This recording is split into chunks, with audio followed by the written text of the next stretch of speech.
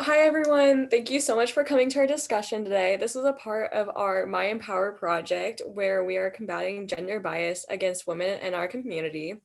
Tonight's event is the high school discussion, where our goal is to understand gender bias from different points of view. So the first question is, why do you think it's socially acceptable for females to be more masculine, but not for males to be more feminine? Okay, so I feel like the reason for that in our society is because to be female is to be inferior in some way. So, like, a lot of men will like have a bias towards like feminine gay men or men that like doing feminine things because to them it's making them inferior because they're choosing femininity when when a girl decides to embrace masculine traits, it's kind of like she's trying to make herself superior in a way. That's a really good point. I think that definitely applies in a lot of cases. But personally, for me, why I think it is more socially acceptable for females to be masculine than for males to be feminine, it isn't really the issue of males being feminine because this is just my personal opinion. Because I think if a male wants to be feminine, go for it. I'm not gonna stop you. I can't do anything, you know. But I think the issue comes when females tell males what is feminine and what is masculine in their case. Because if a male was to tell a female what is feminine for them, it would obviously be wrong. You get what I'm going? Femininity and masculinity are definitely both objective terms, but I feel like in the case of like the American society, especially Midwestern that like we all live in, we all pretty much know like what's traditionally a feminine thing to do and what's traditionally a masculine thing to do. But that can also vary between cultures as well. And I think it kind of ties into a sort of like toxic masculinity where it's guys have to be this sort of like masculine. And if they're anything less, then they're not men and they're different. And it just ties into that. That's actually a good question that Benji brought up, how we don't exactly know where that comes from. Like multiple people have been saying that it is sort of ingrained in us that we all kind of like understand what the general, what is feminine, what is masculine, but where does that come from? Does it come from us or does it come from those before us? Does it come from media? Where does it come from that makes it so varied in different places?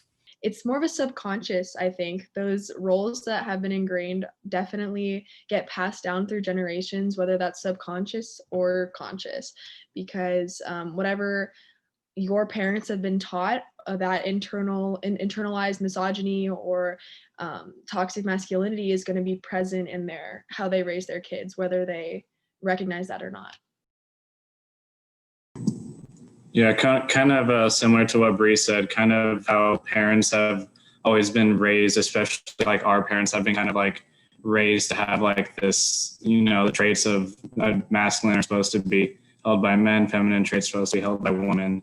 I think that especially like our generation is kind of learning to be more accepting. So as, we kind of progress and like we become parents, it's going to be different. I think people will be a lot more accepting than, people, say like our parents are right now and such like that.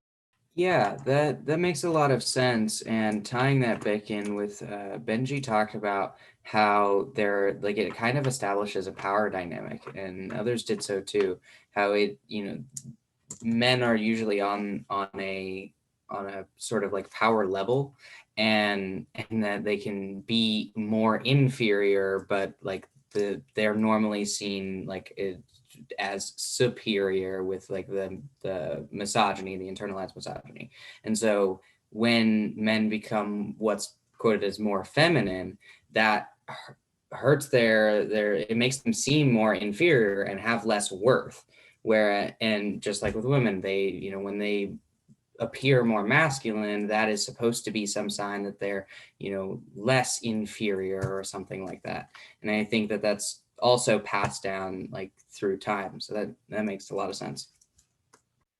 Yeah, just to add on, I just feel like Men in general, I'm not making a sexist statement, but men in general just have really, really large egos. So when they see something or someone who doesn't value the same things that they do, like masculinity, they'll attack it. It's like when I see someone who doesn't like football, I'll be like, what? How can you not like football? So it's like kind of like that. And I think those like large egos, it's just kind of how they've been raised. I mean, men were these like superior creatures that did everything, took care of everything, and then as females and other like gender identities claim their space at the table, they automatically feel threatened because the less power that they have, like the less of a monopoly it kind of is, it causes them to feel like they're losing something, even though it's really not that. Yeah, I agree. Like, I think I think, especially for our generation, like TikTok is a really something that is really big for our generation. And there was a whole trend of like, femboys, boys wearing skirts, and like that's super cool and everything. But like they got so much love for doing this when it's like, and they got so much praise, and all of these boys were seen as like these such cool people because they were wearing skirts and all these things. And then you see girls go and do wear more what we society say is more masculine, like sweatpants, or wear some shorts that are maybe longer, and then they're either called like a lesbian, or like they just don't care to put in any effort into their outfits. Exactly.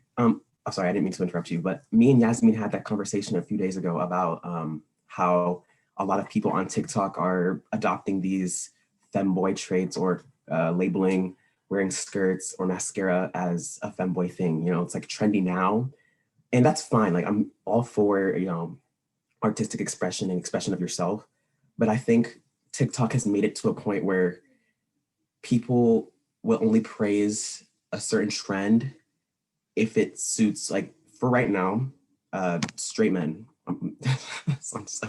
but straight men will, dress up as like in skirts and stuff, and they'll get so much praise for doing that. But people in the LGBTQ plus community have been doing that for years and have gotten have gotten, just trashed on for generations. And it's demeaning to see.